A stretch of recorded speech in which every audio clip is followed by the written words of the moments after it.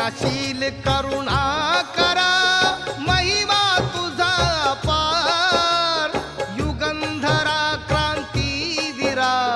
वंदन तुला त्रिवार विश्व शांतीचा